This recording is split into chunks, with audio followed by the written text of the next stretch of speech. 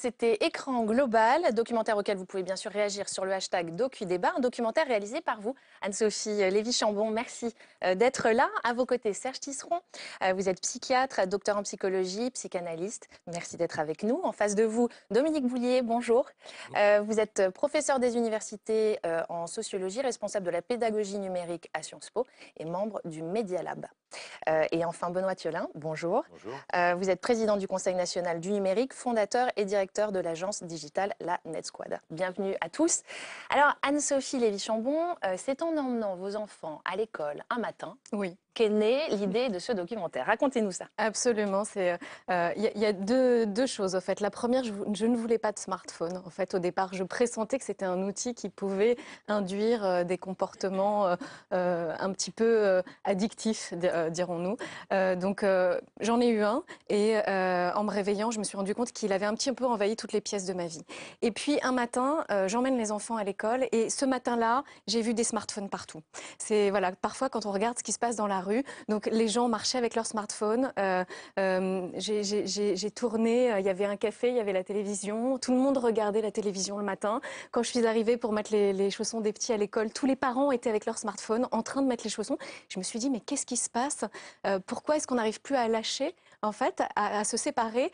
J'ai vraiment eu cette image de ma fille avec son doudou et les parents avec leur smartphone. Et je me suis dit, il y a peut-être quelque chose quand même qui est un petit peu, qui nous accapare trop. Et alors, ce documentaire, est-ce qu'il a changé votre comportement? Quel effet il a eu sur vous? Alors déjà, j'ai pris une décision radicale qui est que mon smartphone ne rentre plus dans ma chambre à coucher. Ça, c'est vraiment... C'est bête, ça paraît bête, mais je crois qu'il faut s'imposer des règles et des limites. Et donc, je le branchais juste à côté de mon lit. C'est quelque chose que je ne fais plus. Il est interdit, voilà, ce smartphone, de rentrer dans la chambre. Ça n'est pas le lieu de ça. Donc, je le branche dans le salon et ça va beaucoup mieux. Et c'est vrai qu'il y a une autre chose, c'est quand je rentre, je le mets sur silencieux et je regarde une fois que j'ai terminé de faire les choses, mais je ne suis plus en train de préparer le dîner avec mon smartphone juste en face. Subdiviser. Voilà, de me dire est-ce qu'il y a un nouveau message. Voilà. Et à travers justement ce documentaire, on vous sent effectivement assez méfiante et peut-être même un peu critique. Qu'est-ce qui vous inquiète vraiment en fait? La captation de l'attention. Et la diminution de la présence à soi et aux autres, en fait. C'est-à-dire que ce sont des outils qui restent des outils, c'est ce qu'on en fait, hein, donc on est absolument responsable de ça, mais ce sont des outils qui nous accaparent et qui ont une sorte de pouvoir, de superpuissance qui est que on est attiré par l'écran. Et ça, c'est juste normal, c'est visuel, ça bouge, c'est coloré, notre cerveau fonctionne comme ça, donc c'est tout à fait naturel, entre guillemets. Mais c'était cette captation de l'attention. Et c'est pour ça que je pense que c'est important d'apprendre à les éteindre et qu'il ne faut pas qu'ils soient allumés tout le temps et qu'il faut s'imposer un certain nombre de règles pour les enfants, pour la famille, pour le travail. Et ça touche tous les domaines de la société. On va en parler. Alors, vous avez choisi de traiter la question du numérique avec le mot écran. Est-ce que l'on peut rassembler Internet, jeux vidéo, réseaux sociaux et leurs supports derrière ce seul mot, écran? Qui veut prendre la parole? Dominique Boulier. Écoutez, je trouve que dans le film, justement, on voit bien cela. C'est-à-dire qu'au départ, on part d'une notion globale sur les écrans, tous les écrans partout, partout, partout. Et puis, y compris la présentation que vous venez d'en faire, en réalité, c'est le smartphone sur lequel on se focalise. Et c'est quand même assez différent. Vous voyez, et c'est un peu la même chose, en général, quand on parle du numérique. Ça devient quand même un peu plus intéressant. Et dans le film, on voit cette progression-là, y compris dans les jeux vidéo. Vous parlez, au début, on dit les jeux vidéo. Puis après, on se rend compte qu'il y a des jeux vidéo et des choses très différentes. Donc, le film est intéressant pour justement sortir des stéréotypes ou des réactions un peu spontanées pour se dire oui, mais choisissons, voyons ce qu'il y a à l'intérieur, voyons comment c'est fait et dans les comportements y compris.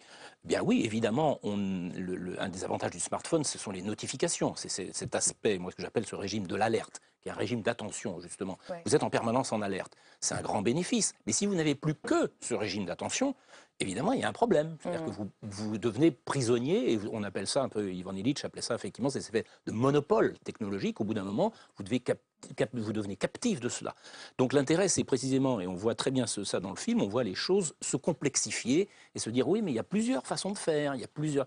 Et à ce moment-là, on n'est plus dans les grandes causes, si vous voulez, qui nous dit on a le numérique qui nous tombe dessus, on ne peut rien faire, et puis voilà, etc. Non. On commence à se poser pour comprendre. Exactement. Et on peut choisir, on peut sélectionner là-dedans, et il faut donc examiner cas par cas ce qu'on en fait dans nos comportements, comme dans les types d'applications, les types de Et technologies. c'est ce qu'on va Ça devient développer. intéressant. Voilà. Benoît Thiel a une réaction. Oui, je crois que le mobile, en fait, est devenu une espèce de couteau suisse, en fait, numérique, qui a l'avantage, parce qu'il est tout petit et qu'il est mobile, d'être en permanence avec nous, ce qui, en fait, engendre une transformation absolument majeure dans nos sociétés, enfin, je veux dire, dont on est tout juste au commencement. Pour autant, précisément parce que c'est un couteau suisse, on peut en faire plein de choses extrêmement différentes. Ne serait-ce que ce petit outil lui-même peut être utilisé pour lire, pour répondre, pour acheter, pour cuisiner, mais en lisant une recette de cuisine. Voilà. Et donc la difficulté, effectivement, c'est de savoir justement ne pas se laisser au fond obnubiler par le support lui-même, mais bien de réfléchir derrière, au fond, quels sont les types d'usages qu'on a, et du coup, d'avoir, au fond, un rapport maîtrisé face à tout ça. C'est-à-dire que, au fond, on distingue, selon les usages, ce que l'on en fait. Et du coup, je pense que c'est très important, au moment où on est dans cette transformation absolument, à mon avis, sans précédent, précisément qu'on débatte de ces sujets-là et qu'on sorte, je dirais, des débats un peu simplistes et un peu caricaturaux qu'on a eu, et c'est normal, à l'émergence de ce phénomène. Le premier niveau de lecture. Est-ce qu'on est pour ou est-ce qu'on est contre? Oui. Enfin, on peut rentrer dans le vrai sujet aujourd'hui, qui est de dire quel est le numérique que nous voulons, quand est-ce que nous voulons, quand est-ce que ça apporte des fruits et on va dire des bénéfices incroyables, quand est-ce que ça pose plus de problèmes. Et d'ailleurs, sur bien de ces questions, en réalité, aujourd'hui, on n'a pas forcément toujours de réponse très claire. On va quand même Donc, essayer. prudence, expérimentation, test et interrogation, comme vous le faites très bien dans votre documentaire. Et distance. Et distance. Anne-Sophie, votre questionnement, vous l'avez dit, porte aussi sur le rapport à l'autre, sur le rapport à soi. Serge Tisseron, notre comportement social est-il différent déjà aujourd'hui d'avant l'arrivée du numérique? Oui, alors d'abord, je voulais reprendre les questions que vous avez posées avant, parce qu'on a bien vu qu'il y a plusieurs types d'écrans. Oui. Il y a beaucoup d'usages possibles. Voilà, il faut apprendre à bien utiliser les écrans. Mais ce qu'on voit bien aussi dans le film d'Anne-Sophie, c'est que finalement, il y a des tranches d'âge et que chaque tranche d'âge doit être introduite aux écrans au bon moment et de la bonne manière. Et ça, je vais vous Avant interroger 3 ans, dessus entre après. 3 et 6 Exactement. ans, voilà, 6, La 9, règle que vous etc. avez mis au point. Donc ça, c'est très important parce que les écrans, bon, on sait bien que c'est formidable. Hein. Anne-Sophie le met pas dans sa chambre, mais le reste du temps, elle l'a sur elle. Donc, on sait combien c'est important. Mais ce qu'on sait aussi, c'est que pour qu'un enfant puisse bien les utiliser, il ne faut pas qu'il en ait été envahi trop tôt. Et donc, du coup, il y a une pédagogie des écrans pour nous adultes, hein, voilà, apprendre à bien les gérer, connaître les applications, mais il y a aussi toute une pédagogie à avoir dans les écoles et dans les familles. Et c'est ce sur quoi on va arriver introduits. dans quelques minutes. Voilà. Mais sur le rapport à l'autre, Serge Tisseron, je voulais vous entendre. Est-ce que vous constatez, vous travaillez beaucoup sur ce sujet-là depuis de nombreuses années, notre sociabilité, notre rapport à l'autre a évolué? Ou est-ce que c'est l'évolution sociologique simple de notre société qui modifie les comportements? Est-ce que l'outil numérique a à lui seul modifié les comportements? Alors, oui, bien évidemment. Et d'abord, Internet. Hein, l'avènement d'Internet, c'est le fait que vous n'allez pas seulement chercher une information, comme vous pouviez le faire dans une encyclopédie traditionnellement ou auprès d'un maître, mais vous allez chercher l'information, puis vous pouvez donner votre avis sur les informations, vous pouvez aller dans un forum. Et donc, du coup, aujourd'hui, on s'aperçoit que les enfants grandissent dans un monde où ils ont une représentation du savoir différente, un monde plus collaboratif, plus participatif. Alors, il faut reconnaître que l'éducation nationale en France a peine à prendre ce chemin, mais déjà, c'est une modification qui s'installe dans l'esprit des enfants du fait de l'utilisation d'Internet. Alors il y a le fait aussi du téléphone mobile, pouvoir joindre quelqu'un à tout moment, être joint à tout moment. Donc ça peut générer le meilleur comme le pire. Hein. Le pire, c'est le fait d'être en grande souffrance quand on n'a pas l'interlocuteur qu'on veut au moment où on le veut. Mais le meilleur, on le sait, chacun d'entre nous, c'est la possibilité de joindre des gens pour des choses importantes qu'on n'aurait pas pu joindre autrement. Vous savez, dans les usages, en fait, il faut comprendre que si vous êtes en grande souffrance, vous avez de la peine à vous socialiser, vous risquez bien d'utiliser Internet pour vous désocialiser encore plus. Mais si vous avez un bon réseau social, que vous êtes curieux des autres, curieux du monde, Internet va devenir un formidable outil pour développer ce sens collaboratif et participatif. Alors, en quelques années, l'outil numérique s'est largement imposé dans nos vies. Il y a ceux qui sont nés avec, qu'on appelle les digital natives. Il y a ceux qui ont grandi avec. Et puis, il y a ceux qui apprennent à l'utiliser en l'offrant à leurs enfants. Ce sont des utilisations et des perceptions différentes. Mais en tout état de cause, il va bien falloir qu'on s'adapte. Alors, comment donner à ces outils leur juste place? On réécoute un extrait de votre documentaire, Anne-Sophie. En fait, on travaille plus sur une démarche d'intelligence aujourd'hui qu'on n'a jamais fait par le passé. Puisque ce qui nous intéresse, c'est comment on comprend. C'est-à-dire qu'aujourd'hui, le savoir est à disposition. Et ce serait illusoire de croire que c'est le seul enseignant qui l'apporte, puisque les élèves arrivent en classe avec des richesses de savoir qu'on n'avait peut-être pas par le passé. En revanche, on sait qu'il faut les éduquer à construire ce savoir avec des outils, et des outils qui demandent du discernement. Alors justement, Serge Tisseron, on vient de le dire, vous avez beaucoup travaillé sur l'impact de ces outils sur les enfants. Vous avez justement différencié les écrans pour aider les parents et vous avez fixé des repères avec la règle des 3, 6, 9, 12, c'est-à-dire pas d'écran avant 3 ans. Pas de télé avant 3 ans. Pas de télé, voilà. La Ce que vous tablette, dites, c'est écran, autre voilà. Pas de console avant 6 ans, pas d'Internet avant 9 ans et pas de réseaux sociaux avant 12 ans. Expliquez-nous comment vous avez pu élaborer cette règle qui est utilisée aux États-Unis aussi. Oui, oui, oui, tout à fait. Alors, c'est pas une règle que j'ai décidée un beau jour, c'est pas des balises que j'ai décidées un beau jour tout seul, hein, ça correspond à l'état des savoirs, mais j'insiste à l'état des savoirs au jour d'aujourd'hui. Par exemple, la console, au jour d'aujourd'hui, on l'utilise avec 2 doigts ou 3 ou 4 doigts, mais peut-être que dans l'avenir, on aura des consoles qui permettront beaucoup plus d'utiliser toutes les possibilités manuelles. On ne sait pas. Donc, c'est relatif à l'état actuel des technologies. C'est-à-dire que vous pensez motricité, en fait. C'est Oui, la motricité entre que vous 3 et mettez 6 ans, l'importance de la motricité, Ouais. parce que un enfant peut s'isoler de beaucoup d'autres façons qu'en utilisant une console. Hein. Donc, il y a tout un travail à faire pour socialiser l'enfant, mais la console n'est pas le seul obstacle que l'enfant peut rencontrer sur la voie de sa socialisation, quand même. Voilà.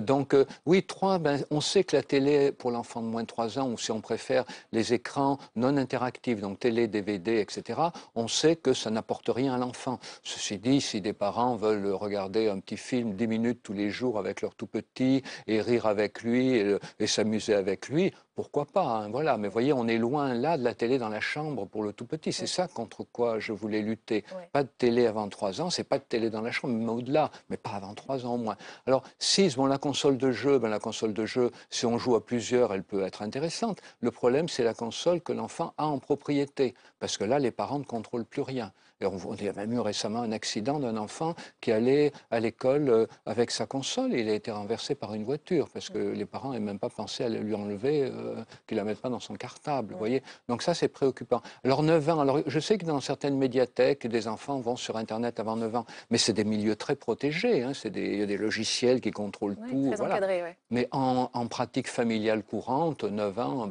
il n'y a pas trop de raison d'aller sur Internet avant. Et puis 11-12 ans, c'est l'âge des réseaux sociaux. Là encore, il n'y a pas trop de raison d'y aller avant. Mais il faut comprendre que ça, c'était 3, 6, 9, 12, c'est le produit d'appel, on peut dire. Mais derrière 3, 6, 9, 12, derrière ce produit d'appel, il y a quand même 4 conseils qui sont valable à tout âge, hein, c'est limiter le temps d'écran, c'est choisir les programmes avec l'enfant, parce qu'on discute avec lui, c'est s'intéresser à ce qu'il fait sur les écrans, d'autres termes, prendre le temps d'en parler avec lui. Hein.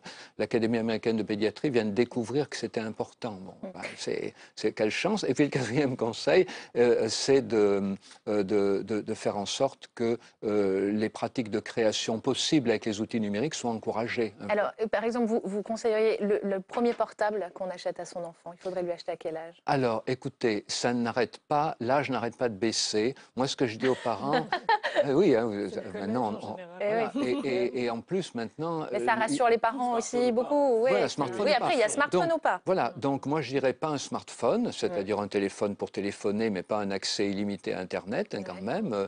Voilà. Et puis, il faut que les parents sachent que dès qu'ils auront acheté un téléphone mobile à leur enfant s'éloignera beaucoup plus vite d'eux. Et ça, beaucoup de parents pensent le contraire. Non, mais beaucoup de parents disent j'achète un smartphone pour qu'il puisse m'appeler quand il veut. Rien à voir, rien à voir. Voilà, l'enfant au contraire. En fait. C'est le contraire. L'enfant investira ses copains, il n'appellera plus ses parents. Alors, on parle aussi du phénomène d'addiction. Aujourd'hui, c'est ce qu'on redoute le plus. Dominique Bouillet, qui est touché par ce... On parle aussi beaucoup de la fuite. L'addiction, il y a des services spécialisés qui se sont créés aussi. Vous êtes confronté dans l'enseignement à ce genre de phénomène? En tant que tel, on ne peut pas dire qu'on est vraiment confronté comme ça. C'est surtout souvent à domicile, précisément, les parents qui sont inquiets de cela, et pour des plus jeunes générations. Mais il faut bien voir qu'en réalité, ça peut aller à des âges beaucoup plus élevés. Hein. Ce n'est pas limité aux enfants ni aux adolescents. Oui, hein. Et en réalité, c'est un peu toujours le même problème. C'est-à-dire que vous voyez bien que le potentiel d'un jeu en ligne, par exemple, ou bien d'une utilisation de Facebook est, contrairement à ce qu'on croit quelquefois, une aide pour éviter l'isolement, précisément. Et puis, à un moment, quand vous passez au-delà d'une certaine limite, c'est toujours un problème de limite, de seuil, des choses comme ça, de proportionnalité, j'allais dire, de la réponse. Et bien, au bout d'un moment, effectivement, vous vous embarquez dans ce que les gens appellent d'ailleurs, vous devenez un no-life. Effectivement, vous vivez dans un monde qui n'a plus de connexion avec l'ensemble des types d'activités. C'est-à-dire, c'est pas seulement avec la vraie vie qui serait absolument idéale, c'est pas le problème, mais c'est surtout d'avoir une variété de ces activités-là. Et là, le problème, c'est qu'à ce moment-là, on perd tous les avantages, parce que du coup, c'est quelque chose qui peut s'enrichir. Quand on fait des jeux vidéo, moi j'enseigne en faisant jouer mes étudiants, on va en parler etc. Donc ça devient une ressource, si vous voulez. Mais si vous n'avez plus que ça comme ressource, eh bien évidemment, votre horizon cognitif, votre horizon d'apprentissage, votre horizon de socialisation se rétrécit énormément. Donc les conseils que donne Serge, en réalité, ce serait tout à fait valable pour des générations beaucoup plus importantes. Pour toutes les générations, oui. Et là, il n'y a pas de problème. Oui. Oui, est-ce qu'en fait, l'usage aujourd'hui du numérique, les débordements qu'il peut y avoir avec les réseaux sociaux, c'est pas aussi le reflet aussi d'un état de la société, de la fuite que certains trouvent à travers cet outil-là? Serge Tisseron ou Benoît Thullin? Non, bien sûr, mais il y a quand même une difficulté particulière, il y a la transition dans laquelle on se trouve. C'est-à-dire qu'il y a aussi beaucoup des parents qui sont démunis, tout simplement parce qu'on est souvent à front renversé. C'est-à-dire que les enfants maîtrisent souvent mieux, on va dire, en tout cas, les usages généraux. On pourra reparler d'ailleurs de ça, et notamment des tablettes, mais beaucoup mieux que leurs parents. Et donc, on est dans une situation qui est quand même assez difficile, il faut bien le reconnaître, dans laquelle, du coup, on a besoin d'éducation, on a besoin de débat public, précisément pour aider les parents à comprendre parfois des usages qu'ils ne maîtrisent absolument pas, et parfois d'ailleurs même très souvent, c'est les enfants qui apprennent parfois à leurs parents, en tout cas les nouvelles technologies qui émergent. Donc on est dans une difficulté quand même qui est très particulière liée à cette transition, encore une fois, et qui va durer encore un bon paquet de temps, parce que comme vous le disiez tout à l'heure, les recommandations que vous faites vous-même, elles sont liées complètement à l'état de l'art des technologies actuellement, mais dans 2 ans, dans 5 ans, tout ça peut être complètement bouleversé. Et donc je dirais, il y a quand même une espèce d'alerte dans laquelle on doit tous être, a fortiori pour des enfants, parce que évidemment ça va structurer leur éducation, mais je dirais pour nous-mêmes aussi, d'interroger en permanence en fait ces évolutions et ces usages, tout simplement pour en garder les meilleurs et puis pour en éloigner évidemment ce qui peut poser problème. Alors il y a un point qui est soulevé aussi dans votre documentaire qui est assez intéressant, c'est l'impact sur les processus cognitifs. Serge Tisseron, je voulais vous entendre là-dessus. Par exemple sur la mémoire, les smartphones, les tablettes ordi se substitueraient à notre mémoire, on les prendrait comme mémoire externe et donc les jeunes auraient plus de mal à apprendre par cœur. Qu'est-ce qu'il en est vraiment de ça? Vous savez, au IIIe siècle avant Jésus-Christ, il y avait aussi un grand débat là-dessus autour de l'écriture, le fait que l'écriture allait dramatiquement appauvrir la mémoire. Bon. Voilà. Et puis on s'est aperçu que le livre, on l'a intégré dans nos vies et certaines choses ont fait travailler notre mémoire et puis d'autres, eh ben, on la dépose dans le livre ou dans l'écrit. Donc je pense que très vite, on va évoluer vers la même logique, c'est-à-dire qu'effectivement, notre mémoire, un grand nombre de choses que nous étions obligés de garder en mémoire jusque-là, comme les numéros de téléphone de nos amis, des adresses, des codes, etc., on va s'en soulager, on va libérer de l'espace mental pour faire autre chose. Et puis on va continuer à utiliser notre mémoire pour d'autres choses, la reconnaissance faciale des gens qu'on connaît, voilà. Et de toute façon, si vous voulez, c'est un nouveau partage de la mémoire qui va se faire, mais il ne faut pas s'inquiéter du fait que les technologies prennent en relais certaines de nos capacités, parce qu'elles ont été inventées par l'homme pour ça. Hein. Tout ce qui roule nous permet de nous déplacer plus vite d'un point à un autre, nos vêtements de ne pas nous enrhumer, c'est des secondes peaux, ainsi de suite. C'est aussi quelque part un nouveau fonctionnement de notre cerveau, quelque part à travers ça, parce qu'on perçoit les choses différemment. Il y a un point aussi sur les jeux vidéo et précisément sur les jeux de guerre. Quand il est dit dans le documentaire, les joueurs modifient leur perception d'autrui et ont tendance à avoir des tendances hostiles chez l'autre. Ça, c'est un point qui peut être inquiétant. Est-ce que l'image violente rend violent ? Est-ce qu'on voit l'autre comme un ennemi? C'est un vieux débat, mais c'est vrai que ce qui est pointé là est intéressant. Oui, parce que... oui, tout à fait. Alors, ce qu'il faut comprendre déjà, c'est qu'il y a pas mal de jeunes qui jouent à des jeux violents parce que c'est devenu un nouveau rituel initiatique. Pour caricaturer les choses, les filles ont leurs règles, les garçons ont Call of Duty, voilà, un jeu hyper violent, on y joue entre 11 et 13 ans, éventuellement après on le laisse, mais à cet âge-là, on a l'impression qu'on va devenir grand en utilisant ça. Donc il ne faut pas dramatiser l'usage de ces jeux. Par contre, si quelqu'un ne joue qu'à ça pendant des années, c'est problématique. Mais comme je dis toujours, l'usage intensif de jeux hyper violents violents est un problème, mais la raison pour laquelle certains jeunes s'enferment dans ces jeux hyper violents est le premier problème. Pourquoi s'y enferment-ils?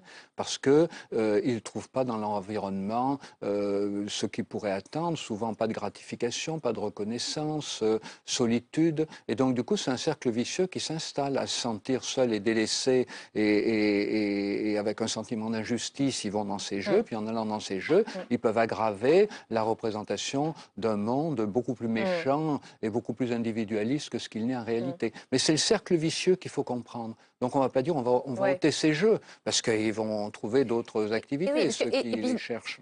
D'un autre côté, les études montrent aussi les effets positifs durables des jeux vidéo. Et ça augmenterait la capacité à prendre des décisions rapides, ils amélioreraient la créativité des enfants.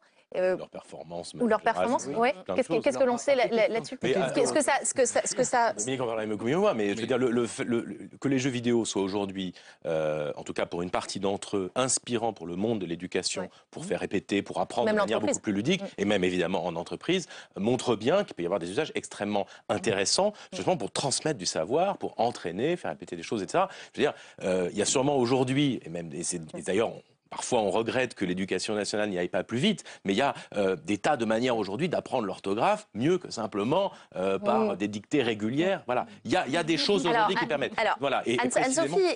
Anne-Sophie Lévy-Chambon est plus mesurée là-dessus. Là, j'ai donné de ma personne pour le coup en passant un IRM pour essayer quand même de montrer un certain nombre de choses sur l'apprentissage de l'écriture. Je crois qu'il y a effectivement un âge pour tout et je crois que c'est important de savoir faire les choses d'abord manuellement et après de pouvoir les intégrer avec le numérique. Mais que le numérique ne se substitue pas à un apprentissage comme ça pourrait être une tendance ou une envie ou une facilité, parce que ça reste une facilité. L'exemple sur les dictées, c'est pas du tout ça. D'ailleurs, oui, vous savez que ça rebondit sur des débats qu'il y a eu dans les années 80. Moi, je me souviens qu'à l'époque, au moment où il y a eu les premières montres digitales, il y a eu tout un débat pour dire que c'était un problème parce que c'était du temps qu'on ne représentait plus par de l'espace et que c'était important d'enseigner précisément. Et j'ai toujours une montre, vous voyez, qui représente... Et donc c'est très important, de la même manière que je pense, comme le disait tout à l'heure Serge, je pense que dans le champ de l'éducation, on a besoin d'écarter en fait ce qui peut effectivement poser problème. Mais en revanche, le fait de soulager par exemple, sachant qu'il y a sûrement d'autres manières d'entraîner la mémoire sur d'autres choses, mais se soulager d'accès à un certain nombre de savoirs, je pense n'est pas un problème. Au contraire, on va pouvoir le déployer sur autre chose, et probablement d'ailleurs que dans l'évolution humaine, il y aura des recompositions dans notre cerveau qui seront liées à ça. En revanche, je pense qu'il y a des enseignements qui sont structurants, qui ont fait que nous sommes des humains. Je pense que l'alphabétisation, par exemple, je pense que la représentation, enfin, il y a des choses extrêmement simples par lesquelles on doit passer, et dans lesquelles on doit passer de manière manuelle et pratique, et dans lequel, pour moi, le numérique ne peut être qu'une manière d'entraîner, de vérifier, de répéter sur des modes ludiques, où là, ça peut être intéressant. Mais apprendre à écrire, apprendre à compter, faire des divisions ou autres, c'est des choses de base, qu'à mon avis, le numérique ne remettra pas en cause. Par contre, il permettra peut-être plus facilement de les apprendre. Ça, c'est possible. Alors justement, l'école, on va en parler. On réécoute un extrait de votre documentaire, Anne-Sophie. Tout le monde est d'accord sur le fait que le monde est maintenant numérique, que les enfants doivent être adaptés au monde du numérique, mais à aucun moment dans leur scolarité, on ne va leur enseigner comment fonctionne ce monde numérique. Au mieux, pour l'instant, on leur apprend à interagir avec des logiciels préexistants. Il faut qu'on trouve les moyens à l'école de former les enfants à créer des outils numériques et pas seulement à les utiliser.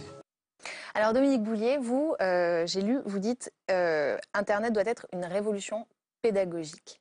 Vous dites que les digital natives ont l'habitude d'être actifs en ligne et donc ils ne peuvent plus rester assis, par exemple, dans une classe à écouter, qu'ils ont besoin de faire. Qu'est-ce que vous constatez, vous, et comment vous pensez cette révolution pédagogique aujourd'hui? Quand on constate justement cette attractivité très importante de l'activité en ligne, qu'elle soit en jeu vidéo ou en réseau autrement, on peut, comme le disait Serge, effectivement, on peut s'interroger sur le fait que sans doute qu'il y a un rapport avec le fait que les situations dans lesquelles sont les enfants habituellement sont particulièrement dépourvues d'incitation, d'encouragement, d'exploration, et qu'on les met dans des postures qui finalement les ennuient profondément. Et donc évidemment, on peut que réfléchir à tout cela. Quand on voit, à partir de ce moment-là, quand on prend en compte ce que peut apporter certains aspects, soit des jeux vidéo, soit du numérique en général, eh bien à ce moment-là, on peut se dire qu'il y a possibilité de les inclure dans un processus d'apprentissage qui font que, par exemple, quand on parle des jeux vidéo tout à l'heure, on voit effectivement qu'il y a des situations de multi-activité où ils deviennent bien meilleurs que tout ce qu'on peut faire, et on ne peut pas pédagogiquement réellement construire des situations de ce type-là. La multi-activité, c'est une qualité. Certains vont dire « Ah oui, mais ça veut dire qu'ils ne sont plus attentifs aux profs ». Je suis désolé, pendant que le prof parle, en général, ils font déjà beaucoup d'autres choses. C'est quand même quelque chose qu'on constate. Mais surtout, ce qui est important, c'est de pouvoir proposer un parcours pédagogique pour ça, qui exploite ce potentiel-là, de la même façon que la résolution de problèmes ou la mise en situation réaliste. Ça, c'est des choses qu'on a du mal à mettre en place sans les supports pédagogiques. C'est pour ça que moi, j'utilise, par exemple, SimCity pour faire mes étudiants qui sont de futurs dirigeants de grandes villes, eh bien, ils doivent se mettre en situation. Et c'est ça qui est intéressant. Ça ne veut pas dire pour ça qu'ils passent des heures et des heures. Ils ont un protocole assez précis, ils doivent expérimenter cela et ils ressentent des choses qui sont difficiles à faire passer sur le plan pédagogique de façon descendante. Alors que là, ils sont dans une situation où ils voient tous les événements qui se passent dans une ville, ils doivent prendre des décisions, etc. Si vous le cadrez de cette façon-là, il se rend compte que c'est un plus, mais à condition évidemment de bien enclencher un scénario pédagogique qui va avec. Si c'est seulement dire allez-y et puis moi j'ai plus rien à faire et vous vous débrouillez et l'enseignant disparaît, on se rend compte que ça fait flop. Soit ça fait flop sur le plan des connaissances, ou alors ça marche très bien, mais alors ça marche très bien, vous partez dans une logique où vous êtes complètement immergé dans ces jeux et puis c'est terminé, vous ne savez même pas ce que vous en tirez réellement. Quoi. Que penser de ce que prône cet enseignant dans le documentaire un moment et de la suppression de l'écriture manuscrite? Est-ce qu'on n'est pas là dans l'excès? Apparemment, il y a des États américains où on n'est plus obligé d'apprendre à écrire à la main. Que pensez de ça? Parce que c'est assez étonnant quand même. Moi, ça m'inquiète, oui. Ouais, voilà. Ça m'inquiète précisément pour la raison que j'essaie de dire un peu avant. C'est-à-dire qu'on ne sait pas quelles sont les conséquences en réalité de ces choix pédagogiques. Et donc moi, je serais extrêmement prudent sur ces choses-là. Je pense qu'il faut laisser en fait la liberté, tout simplement. On doit apprendre à écrire de manière manuscrite et qu'on apprenne aujourd'hui à servir d'un clavier. On peut savoir faire plusieurs choses. Évidemment. Mais je pense qu'on a intérêt à faire attention. De la même manière, je prenais l'exemple tout à l'heure. Je pense qu'il y a des choses qui nous ont structurés cognitivement, dont on sait qu'elles sont structurantes. L'alphabétisation, c'est un changement majeur dans l'histoire de l'humanité. L'écriture. Je pense on doit faire extrêmement attention à tout ce qu'on va bouger là-dessus. En revanche, ensuite, on a plein de palettes pour pouvoir, on va dire quand même un peu moderniser la pédagogie. C'est vrai qu'on en a parlé depuis le début, la transmission du savoir devient probablement moins importante qu'elle ne l'a été, et donc le mode un peu magistral, vous avez un prof central avec l'autorité qui va déverser un contenu, sans se soucier d'ailleurs toujours, très bien, parce que faute de moyens, de la perception de cette connaissance, comment elle est ingurgitée par les élèves, comment elle est travaillée, réfléchie, etc. Bon, ça c'est clair que ce mode-là, certainement, est déjà en cours au fond d'explosion. Mais il était déjà, on n'a pas fait non plus que ça. Mais c'est certainement en réduction. Pour autant, il y a quand même d'autres modes, plus collaboratifs, plus de réflexion, plus dans l'expérimentation qui vont prendre la place. Anne-Sophie Vichon. Non, mais c'est très clair que sur l'apprentissage de l'écriture, il faut apprendre à écrire à la main. Je crois qu'il y a un certain nombre d'expériences qui montrent aujourd'hui que c'est fondamental et il ne faut vraiment pas se poser la question de savoir si on va apprendre à écrire avec un clavier ou à la main. Si on arrive à se poser ce genre de questions, je pense qu'effectivement, là, il y a un danger. Donc, il y a des études qui l'ont prouvé. En Chine, ils ont mis des tablettes dans beaucoup de Justement, mains des enfants. En Chine, ils n'ont pas l'écriture alphabétique. Oui, mais pendant des années, ils ont appris à écrire comme ça et c'est comme ça qu'on s'en souvient. Et cette expérience de Jean-Luc Velay à Marseille qui montre qu'effectivement, dans des classes de maternelle, quand on apprend à écrire à la main et quand on apprend uniquement à reconnaître les touches sur un clavier, ça ne fait pas appel aux mêmes fonctions du cerveau et on se souvient mieux quand on apprend à écrire à la main. Donc là, je crois que c'est important de garder cet ordre-là, en fait. Serge Tisseron. Il faut bien comprendre l'idée qu'ont les Américains quand ils décident que les enfants vont apprendre sur clavier, c'est de faire du langage de programmation des machines une langue étrangère parmi toutes les langues. C'est-à-dire qu'en fait, on apprend à écrire les langues et on apprend à écrire le langage de programmation. Et d'autre part, il y a dans l'apprentissage de l'écriture à la main tout un aspect de psychomotricité, de motricité fine, d'élaboration du geste qui peut être pris en relais par d'autres activités. Alors de toute façon, aux États-Unis, ils ne font rien sans l'évaluer. Donc dans quelques années, on saura les conséquences. C'est bien deux sujets quand même fondamentalement différents qu'on aborde là, entre l'enseignement de la programmation et du code. Et là, oui, non, moi je parle pas de l'enseignement, on va y venir sur le code. Ça, c'est encore un autre sujet. Moi, je parlais juste d'apprendre à écrire à la main, de tracer des lettres. Mais il faut quand même savoir que le clavier qu'on nous présente comme la panacée, c'est quand même quelque chose qui a été inventé en 1870 et qui est très mal fait. On le sait que sur le plan ergonomique, c'est fait précisément pour ralentir la frappe. Donc ça a été fait pour ça à l'époque. Donc qu'on soit encore dans cette idée-là, moi je n'ai pas j'ai rien contre l'idée qu'on ait un nouvel outil, mais celui-là, il est un des plus mauvais qu'on ait pu envisager. Ce qui est extraordinaire, qui montre la plasticité des humains qui sont prêts à s'adapter à quelque chose de très mal conçu pour eux. Mais est-ce qu'on doit continuer à dire toute une civilisation bascule pour adopter un outil qui en réalité est très très mal fait? Là, il y a quand même des limites.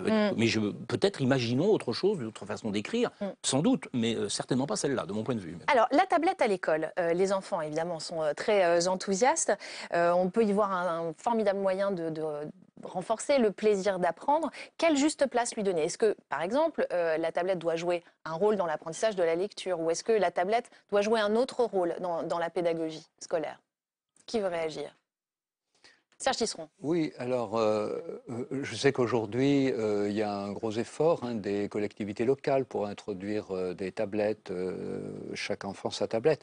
À mon avis, c'est pas la bonne idée, parce que je crois que ce qui est propre à l'outil numérique, c'est le travail à plusieurs. Et qu'en introduisant un outil numérique par enfant, on risque d'induire l'enfant vers l'idée que l'outil numérique, c'est un usage personnel, individuel. On peut travailler en groupe en même temps sur une tablette. Il faut mais alors pour travailler en groupe, ils n'ont pas besoin d'avoir une tablette chacun.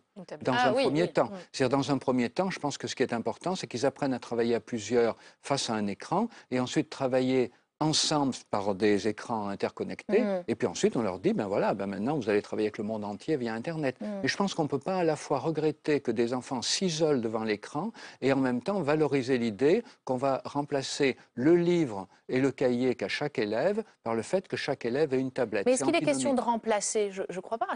Non, mais l'idée que ça soit un outil solitaire. La question, c'est surtout, un petit peu comme dit Serge, c'est de trouver une solution aux problèmes pédagogiques que l'on a contemporains d'apprentissage et de diversification des types d'apprentissage, de penser qu'on a trouvé une solution en distribuant des outils, des dispositifs comme cela. Le problème, à la limite, si on dit il y a cette tablette, avec les réserves que fait Serge, il y aurait aussi dire mais quelles applications? Pour en faire quoi?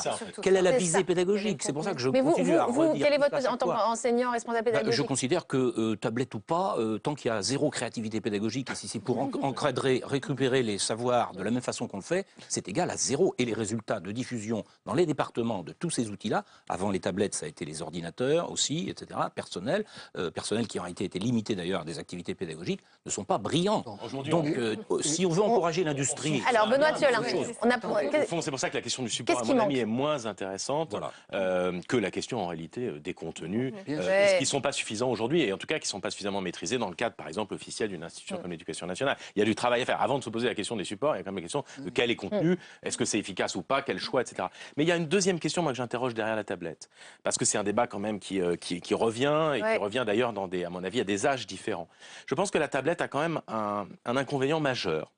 C'est que c'est quand même au global un outil, en tout cas on va dire à partir du collège au minimum, c'est quand même un outil relativement passif. Vous êtes un consommateur d'applications. Alors si c'est des bonnes applications qui ont été choisies par des profs, conçues, validées par des pédiatres et des psychologues, etc., et que ça prouve que c'est intéressant, c'est pas pour dire qu'il ne faut pas les utiliser, encore qu'il faudra l'utiliser avec d'autres modes pédagogiques, du magistral, du participatif, du collectif, etc. Ça viendra évidemment. Mais il ne faut pas trop s'illusionner sur la question de la tablette, parce qu'encore une fois, j'insiste, par rapport à un ordinateur, une tablette reste un outil de consommation. Vous n'écrirez jamais une dissertation, pour prendre un exemple simple, vous n'écrirez jamais une dissertation où vous ne feriez une thèse, où vous ne ferez de la programmation informatique sur une tablette. Alors, vous pouvez lui rajouter un clavier, etc. Enfin, à la fin, vous la transformez en ordinateur. Je veux dire par là, c'est quand même, c'est un outil spécifique de support et que c'est quand même assez différent d'un ordinateur. Oui, il faut dire aussi que dans l'idée de généraliser les tablettes, il y a l'idée que les livres papier ne seront plus donnés aux élèves. On leur permettra de les télécharger sur leur tablette. Et donc l'idée, c'est de faire des économies considérables. Alors si ces économies sont utilisées pour former des enseignants à l'utilisation des tablettes, tant mieux, mais je n'ai pas l'impression qu'il en soit question. Et aujourd'hui, beaucoup d'enseignants laissent les tablettes de côté ou éventuellement disent aux élèves, écoutez, il reste 5 minutes de cours, sortez vos tablettes, on va essayer de faire quelque chose. Donc ça, c'est catastrophique. Les tablettes sont très musées.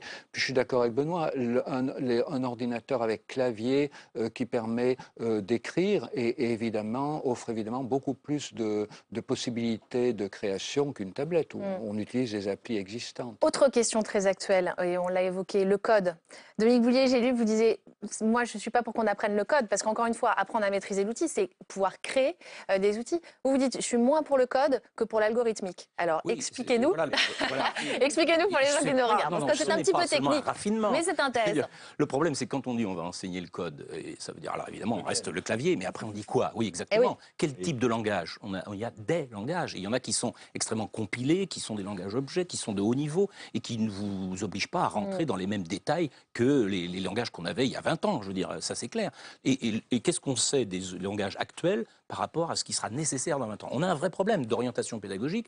Qu'en doit-on apprendre maintenant quand on sait que de toute façon, ce savoir-là sera disqualifié dans 15 ans, dans 10, 15 ans, etc. Ça, c'est un problème. Alors que l'algorithmique, c'est pour ça que je reviens là-dessus, l'algorithmique, c'est seulement apprendre à organiser des procédures, à penser en découpant des opérations, en pensant les effets et l'ensemble des relations qu'il y a, les états d'un système. Tout ça, c'est des choses que l'on peut faire. C'est très proche de la logique, et on peut le faire de façon très dans la vie quotidienne aussi.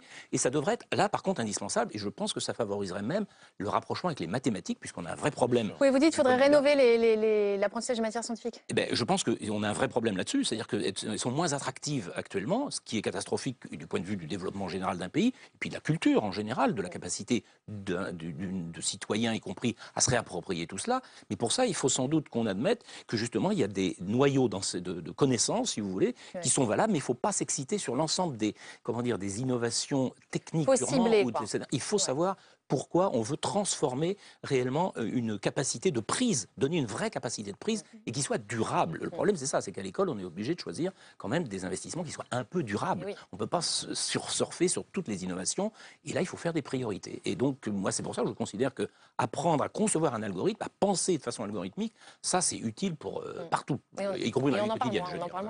Oui, bien sûr. Alors, cela étant dit, c'est vrai qu'on en parle moins.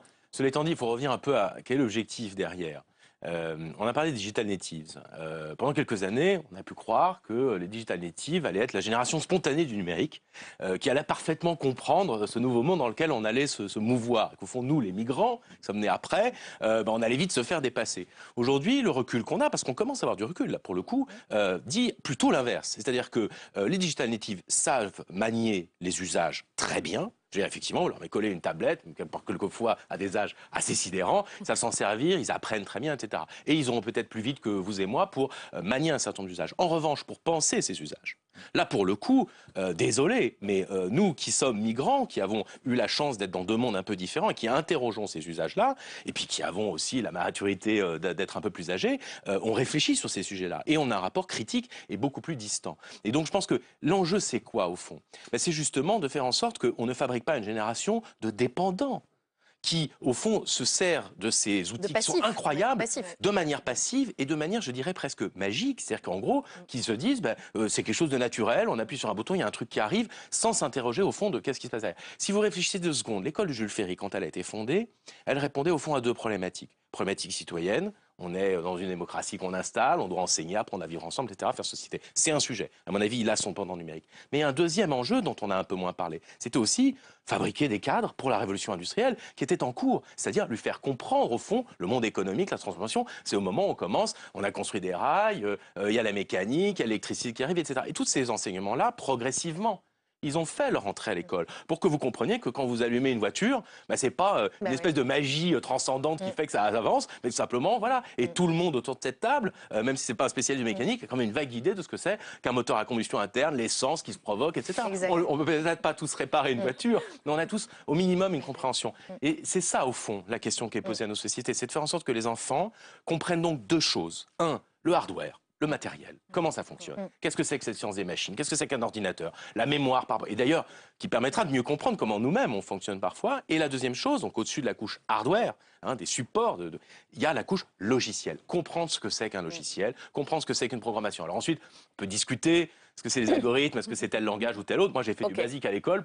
Personne ne sait aujourd'hui ce que c'est, mais ça m'a probablement appris, un peu en amont d'ailleurs, ce que c'était qu'un programme, ce que c'était qu'un logiciel. Est-ce que ça veut dire, parce que le numérique, et on arrive bientôt au terme du débat malheureusement, le numérique c'est une réponse aussi potentielle à nos besoins économiques. On dit que 1 million d'emplois devront être créés dans le numérique en Europe d'ici 10 ans.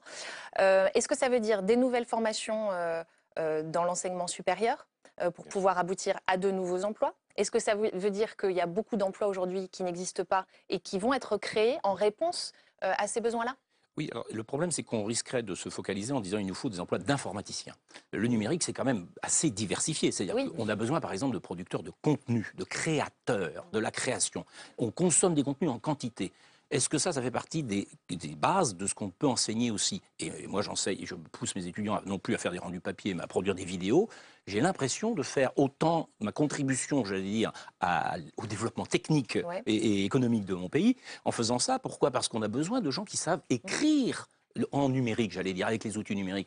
Et écrire, ça veut dire scénariser, raconter des histoires avec les supports que l'on a. C'est pas toujours se focaliser sur l'informatique. Je suis d'accord qu'il en faut, il en faudra. Est-ce que, par vous voyez, il y a exemple, une palette de compétences sur lesquelles il faut intervenir. Beaucoup d'applications possibles. On en voit dans le film d'Anne-Sophie avec les personnes âgées en hôpital. Ça veut dire développer des programmes particuliers, développer des interfaces homme-machine particulières, développer des nouvelles professions, les accompagnateurs de ces activités. Donc il y a énormément d'opportunités, mais vous voyez, pas seulement technologiques, mais de métiers de relations. Oui, mais ça peut aussi réconcilier, par exemple. Est-ce qu'on peut penser différemment le lycée professionnel, par exemple, avec ça? Est-ce que ça peut être une façon, justement, de rendre à nouveau attractifs ces lycées, ces formations? Bien sûr. Le problème, c'est qu'effectivement, c'est surtout, et ce qui est en jeu dans les discussions qu'il y a sur enseigner la programmation, c'est surtout précisément qu'on récupère dans tout l'enseignement une idée d'activité, de savoir-faire, alors qu'on en est seulement en séparant radicalement l'enseignement professionnel pour les uns, qui vont se retrouver déclassés socialement, et pour les autres, c'est seulement du discours et de la mémoire qu'on va répéter, etc. Alors que si on prenait au sérieux le fait qu'apprendre à faire, donc ça veut dire à faire des machines, à développer des choses et la faire collectivement, etc. Si on le prenait partout au sérieux, sans doute que le statut de l'enseignement professionnel changerait. Or, jusqu'ici, on se disait, oui, mais on ne va pas apprendre à tout le monde à manipuler une fraiseuse. Bon, d'accord, ok, on avait cet argument-là. Maintenant, on peut le faire avec le numérique. C'est ça qui peut être un avantage pour dire, apprenez à faire et à faire collectivement en plus. Là, il y aurait une dynamique qui transformerait l'ensemble de l'enseignement. Et à faire avec ses mains autant qu'avec la programmation. Ce que j'allais vous dire, au Japon, ils fabriquent des petits robots dans les écoles. Oui, ça, c'est formidable. mais oui. Est-ce que justement ce mot de faire, Anne-Sophie, ça vous réconcilie un petit peu? Est-ce que ça vous raccroche à cet univers-là? Parce que finalement, c'est ça, vous, qui vous inquiète. C'est ça ce qui rend heureux, en fait. C'est ça ce qui rend heureux dans la vie. Ce qui est gratifiant, c'est de savoir faire quelque chose. Et c'est ça qui nous donne la liberté. Plus on sait faire de choses, plus on se sent libre. Regardez un enfant qui arrive avec quelque chose qu'il a fait lui-même, comme il est heureux. Regardez-vous quand vous savez faire quelque chose, que ce soit de la cuisine, ou tout ce que vous pouvez faire avec vos mains, mais ça rend heureux. Donc ça, c'est très important. C'est une réponse de la promesse, au fond, des pères fondateurs de l'Internet. Profondément, on vit une révolution de l'empowerment, de l'empouvoirment. Le numérique donne du pouvoir aux gens, et du pouvoir, pour l'essentiel, pour être actif, pour maîtriser un certain nombre de choses, pour trouver n'importe quel type de contenu, d'information ou de connaissances et de pratique. Donc on est vraiment au tout début d'une redistribution des cartes de pouvoir. Et effectivement, demain, ce dont on aura besoin, ce sera moins la maîtrise d'une connaissance spécifique, qu'on pourra toujours aller trouver quelque part, mais de sa maîtrise. Et par ailleurs, je pense que là, pour le coup, dans un monde quand même économique, plus on est dans une abondance d'informations, on va dire, numériques, moins elle a de très grande valeur, et plus on revient dans la valeur profonde des choses, c'est-à-dire la présence. Je pense que ça va redevenir quelque chose d'extrêmement important. On va réguler davantage, mais aussi la fabrication de produits autres. Moi, je pense que l'artisanat a le do it yourself ou le mouvement des relancé makers, par Internet, c'est vrai. en réalité, est profondément appuyé par la révolution numérique. Donc le numérique remet aussi l'humain au cœur du débat. C'est très bien. On continue à en discuter. Merci. Si on y veille. Si on y veille et si on continue, le débat reste ouvert. Merci à tous d'être venus sur ce plateau. La semaine prochaine, vous retrouvez Laurent Bazin pour un documentaire qui retrace le parcours d'un jeune trisomique dans le monde du travail. Et quant à moi, je vous attends dans 15 jours pour un débat sur la place des femmes dans la religion. À très vite sur Public Sénat.